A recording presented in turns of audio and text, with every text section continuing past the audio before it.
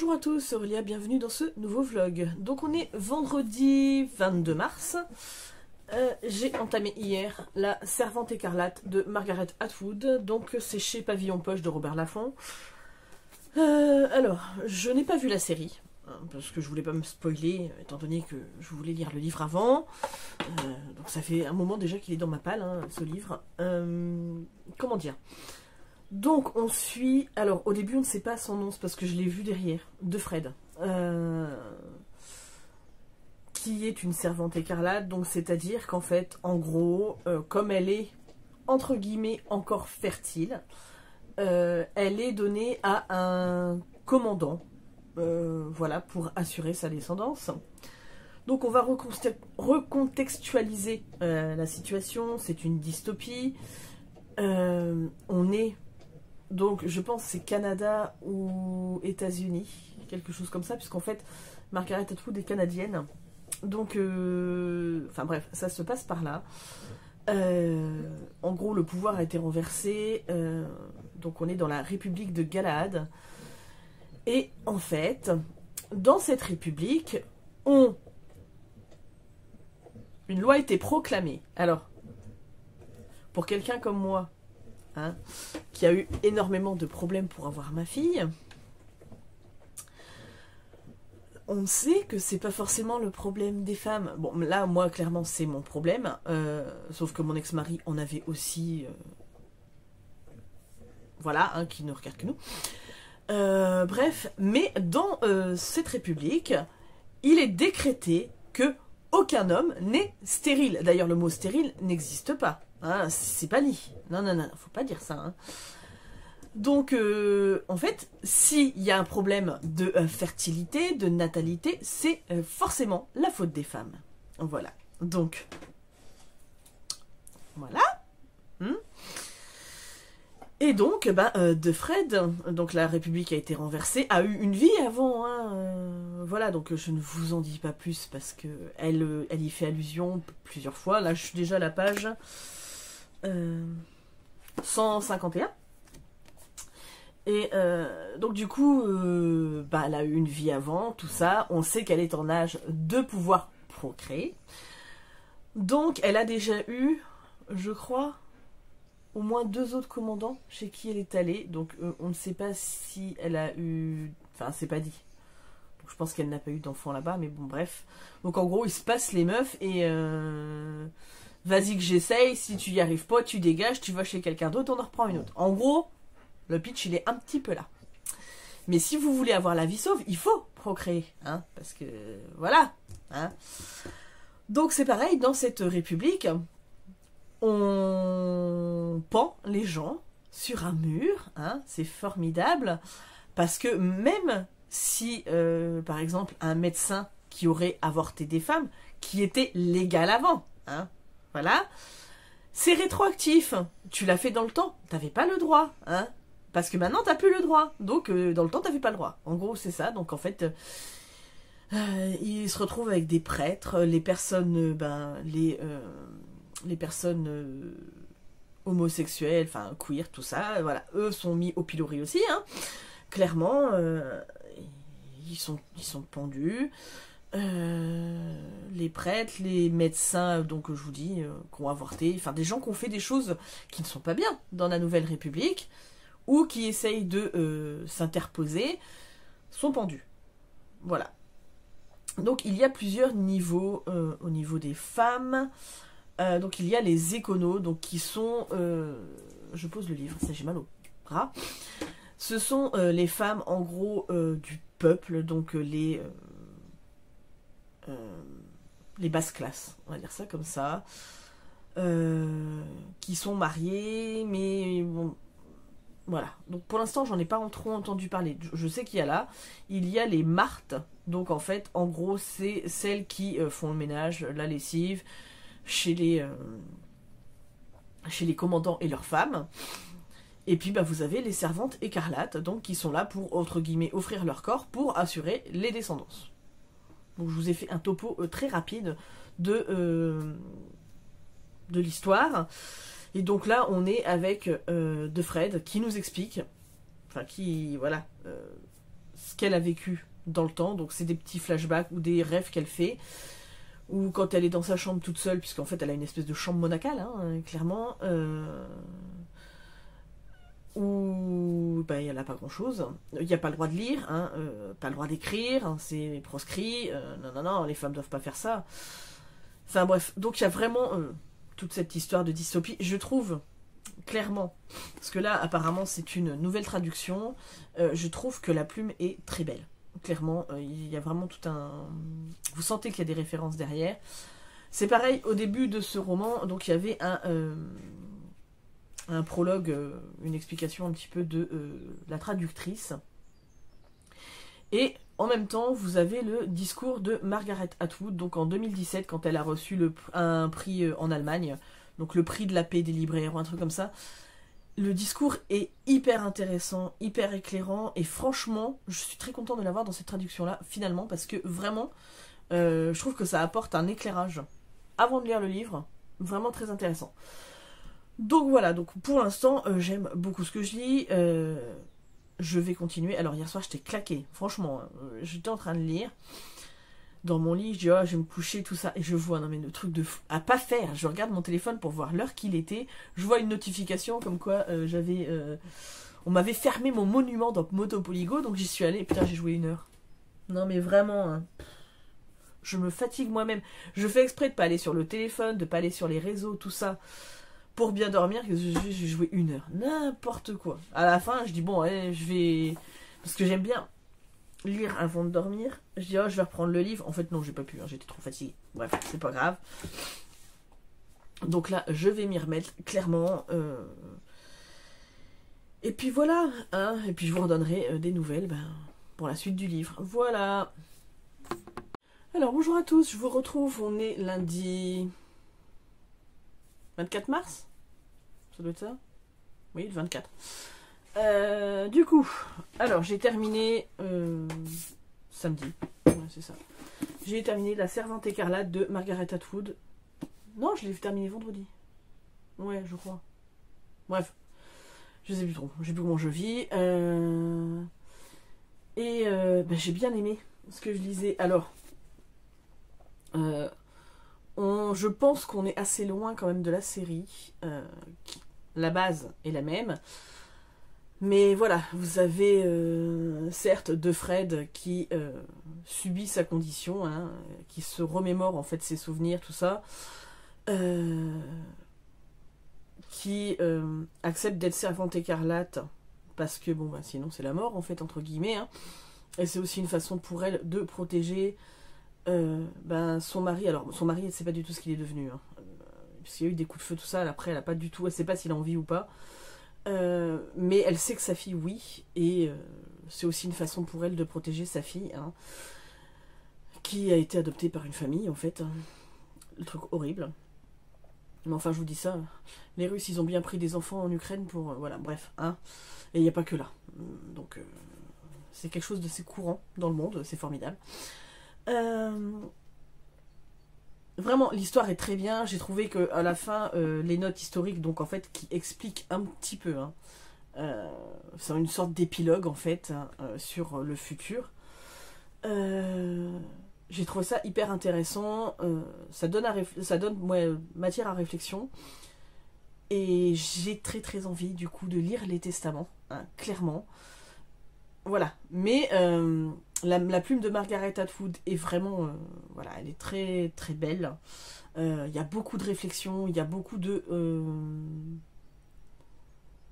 sous-entendus en fait. Alors vous les comprenez ou vous les comprenez pas, parce que des fois il y a des références auxquelles on n'est pas, en fonction de l'âge, je pense qu'on a, on peut pas forcément les saisir correctement. Mais tout est intéressant dans ce livre, clairement. Donc, alors c'est pas un coup de cœur, c'est une excellente lecture par contre. Voilà. À part ça, qu'est-ce que je peux vous dire? J'ai commencé un livre qui me fait grincer des dents, un peu, voilà. Puis il y en a une, elle va se dire, ah, je le savais. L'Enragé, de Jennifer Tellier, donc c'est paru chez 404 éditions. Alors, on est avec un roi qui s'appelle Kilomlormiuk, je sais pas quoi, un truc dans le genre. Voilà, bref, je sais plus le nom du roi. Donc, entre guillemets, il avait 4 fils et des jumeaux. Ces 4 fils sont morts pour diverses raisons. Et il lui restait des... Enfin, il lui restait... Bien avant ça, sa femme et ses 2 jumeaux étaient partis en voyage pour voir le futur roi qu'épouserait la fille, en fait. Enfin, le prince ou je ne sais quoi. Et au final, ils ont subi l'attaque des Weals. Donc, c'est des créatures mi-homme, mi-bête. Et donc, ils ont été déclarés morts. Donc, la femme et les jumeaux. Sauf que va s'avérer que un apprenti mage va découvrir qu'en fait les jumeaux ne sont pas morts et ils vont aller engager Kern, donc l'enragée, donc Kern la Rouge, c'est comme ça qu'elle s'appelle, qui est une fille qui sans foi ni loi, en gros entre guillemets, hein, qui est mercenaire, qui 1, 2, 3, j'arrête pas de dire qui, ça m'énerve. Elle se fait embaucher au plus offrant, entre guillemets, hein, voilà. Et elle a une force et des capacités qui sont décuplées dès qu'elle est très en colère, en fait. Donc c'est pour ça on l'appelle l'enragée. Donc, sur le fond, l'histoire est pas mal. Donc ils vont engager Kern pour qu'elle retrouve les jumeaux avec un chevalier, le mage et puis 3 soldats, en fait. Donc tu sens qu'elle est très indépendante, féministe et tout ça. Alors ça c'est au tout début du livre. Sauf que là moi je suis page... non, je suis page plus loin que ça. C'est parce qu'en fait j'ai marqué un passage parce que ça m'a... Donc là je suis page 78. Voilà. Et donc vous avez le chevalier donc, qui s'appelle le Cowen. Je crois que c'est ça. Corwen. Qui... la trouve plutôt à son goût. Alors lui, il est promis à une femme qui s'appelle Isolde, très effacée, très machin. Enfin bref, une femme comme on en fait à cette époque-là, qui est là pour épouser le chevalier, était un peu son faire-valoir en fait. Hein. Et du coup, Kern, elle est badass, elle est bonasse aussi. Hein, voilà, hein. Voilà, ils n'ont pas pris un laideron, ça aurait été dommage. Hein. Donc du coup, il la trouve bien à son goût. Elle, qui à la base couche avec qui elle a envie et s'en battait les steaks des mecs, l'autre il est bien quand même, hein, il est mignon, machin. Et je comprends où est-ce que tu veux en venir, Elodie, quand tu dis, mais en fait c'est une meuf badass et au final, elle est très fleur bleue finalement. Hein. Voilà, il y a des choses... Dès le début ça me choque, donc voilà, donc je comprends pourquoi Elodie, tu n'as... Voilà, et le problème c'est qu'en fait, je le note dès le début, ce problème, et c'est pas... là, je vais vous citer juste un passage, mais c'est dès le début où il la regarde, machin, elle est trop belle, hein. Et puis elle lui fait les yeux doux, enfin, bref. Mais du coup, alors, ils viennent de se battre contre une 50aine de Weals, hein, je sais pas comment ça se dit, ces bestioles-là, mais enfin bref. Donc... ils ont quand même perdu un des soldats. Voilà. Et là, donc ils ont laissé, donc il s'appelle Jack, le soldat qui est mort, et ils l'ont laissé sous un tas de pierres, et en fait c'est un soldat avec qui Corwen a combattu maintes et maintes fois. Et donc là, vous avez, donc ils reprennent leur route parce que, pour éviter d'être attaqués de nouveau. Et donc, on a Corwen marchait aux côtés de Kern. Ils avaient laissé le pauvre Jack là-bas, sous un tas de pierres. Le chevalier repensa à toutes ces batailles qu'ils avaient menées ensemble. Puis, le souvenir de la nuit dernière lui revint. Elle s'était blottie contre lui. Le sang s'était accéléré dans ses veines jusqu'à l'étourdir. Il aurait voulu la garder près de lui jusqu'au matin. Non mais sans déconner... Ton pote, là, de guerre, enfin, ça a un pote, puisque ça fait des maintes et maintes de guerre que vous faites ensemble. Il vient de crever, toi, le seul truc auquel tu penses, c'est parce que la meuf, elle t'est blottie contre toi. Non. En fait. Donc, ouais, et puis, en plus, alors, autant le pitch de base était intéressant, ça me fait chier parce que je l'ai payé quand même 16 balles. Bon, ça va, 16 €. Hein. Mais du coup, je suis pas très enjaillée, en fait, hein, par l'histoire, parce que je le sens venir. En plus, je trouve... Là, on est à... Il se tourne autour, à partir de là, je sais pas, la 25e ou 30e page, quoi. C'est pas un peu rapide? Non, mais sans déconner, quoi. Donc, ouais, c'est... Je comprends ce que tu as voulu dire. Pour le coup, j'en suis à la page 78.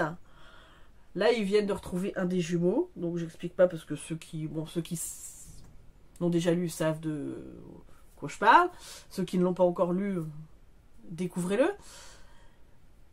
Mais pour le coup, tous ces trucs-là me gênent, effectivement, en fait. Parce que je me dis, tout va trop vite, tout est trop rapide, tout... Je sais pas. Je sais pas. Voilà. Alors je sais que par exemple en temps de guerre, il y a des gens qui s'attachent très très vite parce que l'urgence du truc fait que. Mais là, a priori, ils n'avaient pas d'urgence spécifique. Hein. Voilà, à part risquer de mourir, mais bon, attaqués par des bestioles bizarres. Mais ouais, non, je trouve que c'est...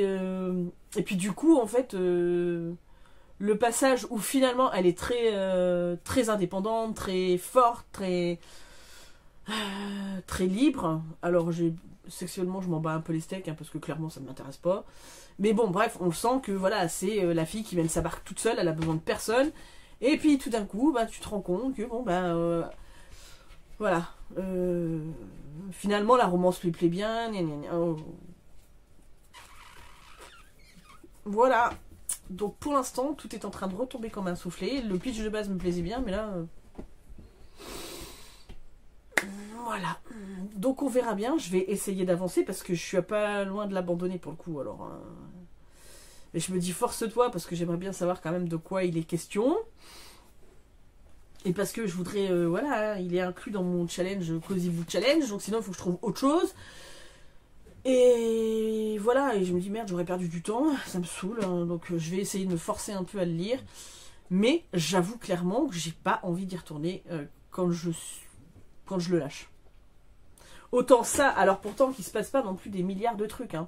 C'est beaucoup plus des raisonnements, se rappeler du passé, essayer de survivre dans ce monde.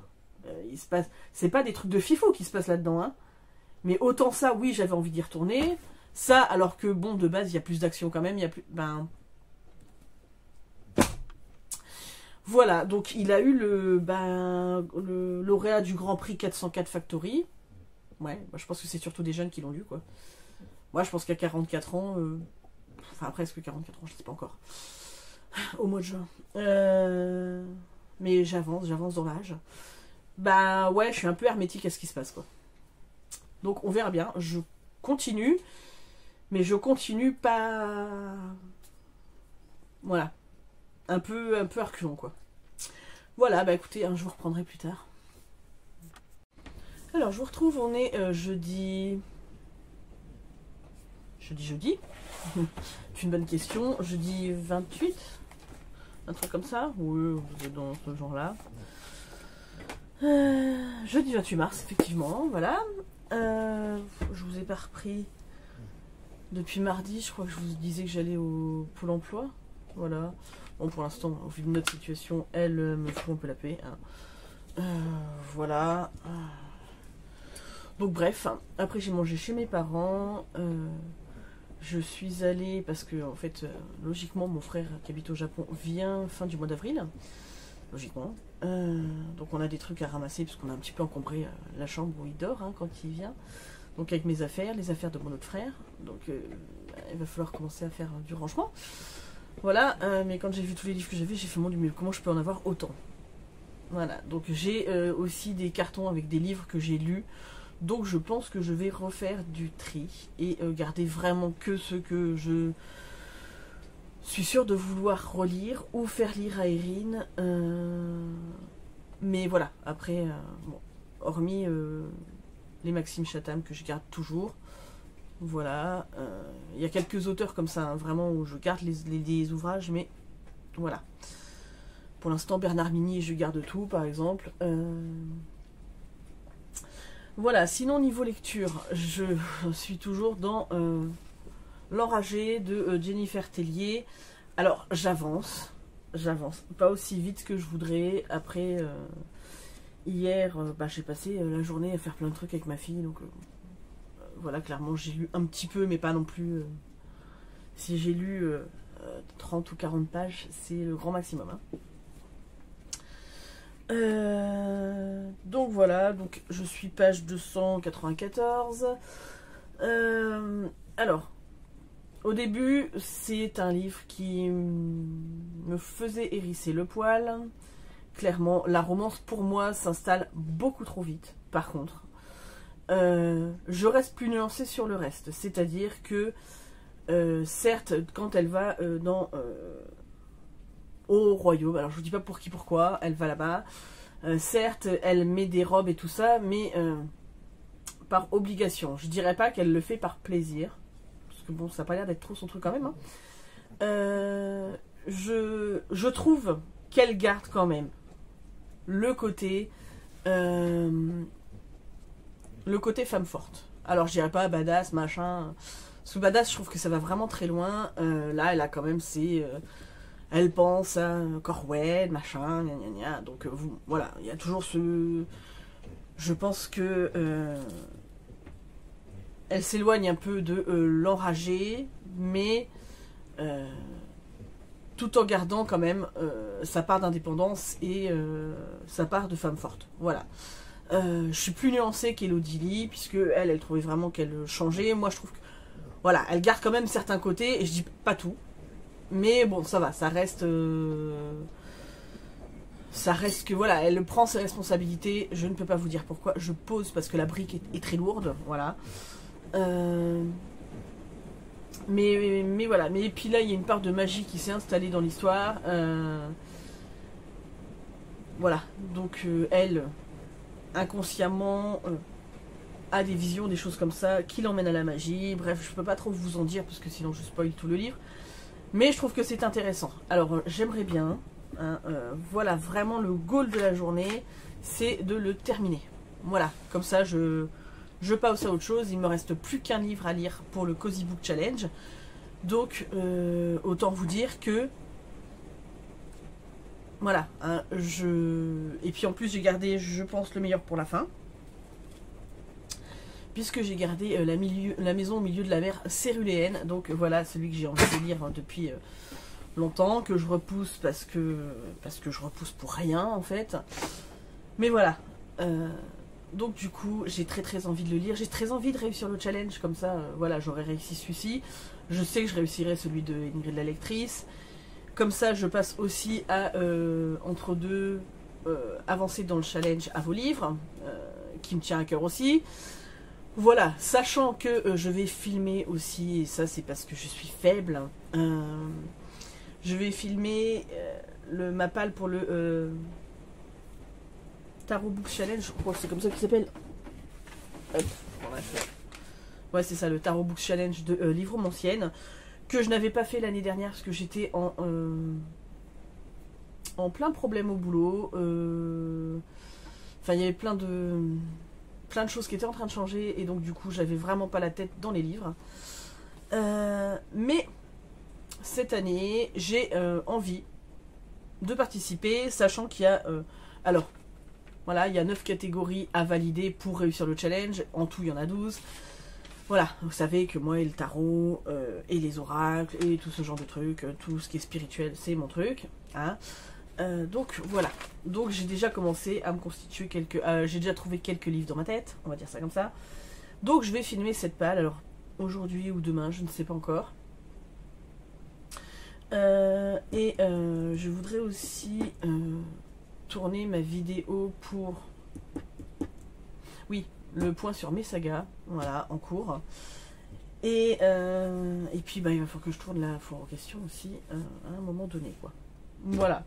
Donc, j'espère vous reprendre dans la journée en vous disant « Ouah, ça y est, j'ai fini l'enragé, trop bien !» Voilà, hein. Parce que même si, bon, il n'est pas désagréable à lire et tout, ça, clairement, ça sera pas un coup de cœur, hein. Voilà. Parce que j'ai eu des livres de fantasy que j'avançais bien plus vite que ça. Voilà, bref. Et sinon, j'ai aussi entamé un autre bouquin. J'ai entamé Au petit bonheur la chance de Aurélie Valogne, mais il est dans ma voiture parce que je le lis quand j'attends ma fille à l'école. Voilà, donc celui-là je vous en parlerai quand il sera terminé. Voilà, bah écoutez, j'espère vous reprendre aujourd'hui, ce serait cool, hein, voilà. Alors bonjour à tous, je vous retrouve, on est vendredi, du coup je pensais que je vous reprendrais hier et puis j'ai pas eu le temps. Alors j'ai terminé hier midi L'Enragé de Jennifer Tellier, j'ai bien aimé, franchement ça se lit très bien. Bon, c'était cette histoire un petit peu au début, ça va trop vite au niveau de la romance, hein. Alors oui, ils pensent beaucoup l'un à l'autre, machin, mais ça n'interfère pas dans les combats, ça n'interfère pas vraiment dans... voilà, il y a des choses qui s'expliquent sur la fin. Et elle reste quand même, au final, elle reste quand même assez badass, finalement. Hein. Parce que, bon, jusqu'au bout, elle se battra. Jusqu'au bout, elle va réussir à se faire obéir et tout ça. Donc, ouais, non, je trouve que, bon, elle a quand même sacrément... voilà, elle est péchue, on va dire ça comme ça. Donc, ça a été une bonne lecture. Alors, c'est pas un coup de cœur, mais clairement, je me suis pas ennuyée. J'ai apprécié ce que j'ai lu, donc voilà. Et au final, j'ai très bien fait de le lire bien après tout le monde, parce que comme ça, je me suis pas laissé trop influencer par les avis. Parce que ça aurait été dommage de pas aller jusqu'au bout, parce que franchement, ouais, non, c'était une très bonne lecture. Donc voilà. À côté de ça, hop, donc je continue au petit bonheur la chance dans ma voiture, hein, de Aurélie Valogne.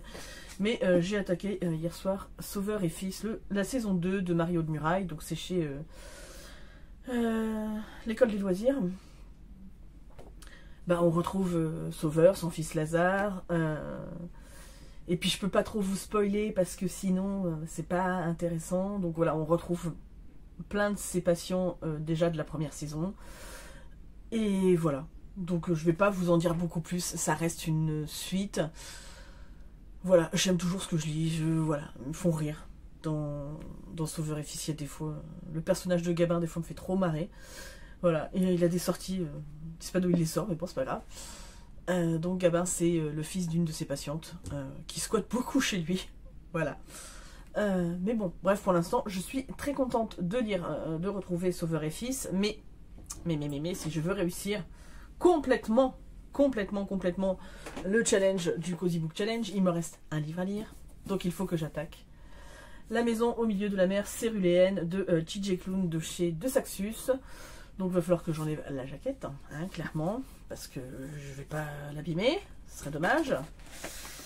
Voilà, et puis voilà. Donc ça le donne comme ça, quand il n'y a pas la jaquette. Il est très joli, ça fait très longtemps que j'ai envie de le lire. Donc ouais, clairement, si je veux terminer, donc il me reste en gros 3 jours pour terminer ce livre. Donc il est temps que je me bouge le cucu. Voilà. Écoutez, je ne sais pas si je vous reprends tout à l'heure, si je clôture là, je ne sais pas. Voilà. Et là, tout de suite, je vais aller tourner ma palle pour le Tarot Books Challenge.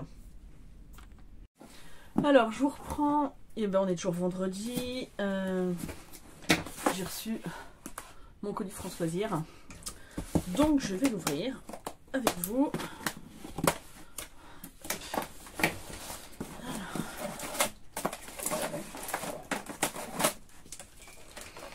Super.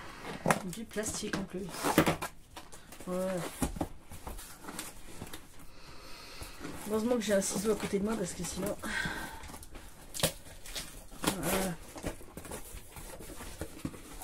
Alors, punaise, ils en mettent des têtes de pub. Voilà. Bon. Voilà, j'ai mes 2 bouquins. Donc,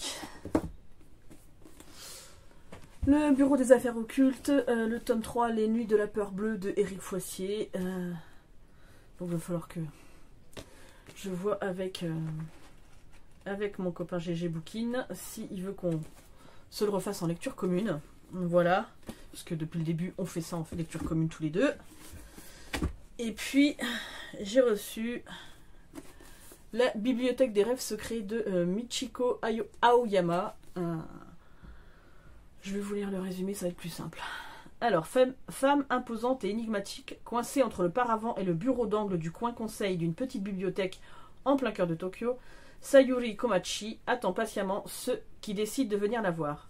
Hommes ou femmes, jeunes ou vieux, salariés ou retraités, ils sont au croisement de leur vie. Et à chacun, la mystérieuse bibliothécaire propose un ouvrage totalement inattendu, bien loin de celui qu'il croyait être venu chercher. Mais ce choix ne relève pas du hasard, car derrière cette lecture imprévue et surprenante se dessinent les premiers jalons d'un nouveau départ. Voilà, bah écoutez, comme d'hab, j'ai très envie de le lire. Voilà, on s'est écrit hyper gros par contre, alors et pour le coup, ça va être du billard à lire, hein. Clairement. Hein.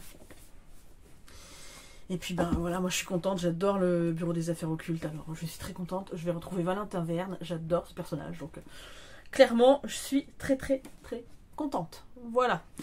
Bah écoutez, je vais clore le vlog ici, je vous reprendrai pour un prochain vlog avec cette fois la maison au milieu de la mer Céruléenne que j'ai commencé et bien avancé, enfin 157 pages, un truc comme ça je crois. Bref, puis ben, d'ici là, portez-vous bien, j'espère que tout va bien pour vous. Nous, on a eu un gros coup de vent hier, enfin gros, on a eu du vent.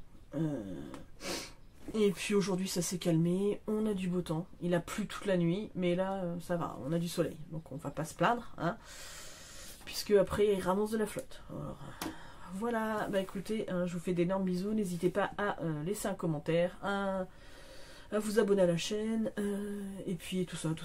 Voilà, je vous fais de gros bisous.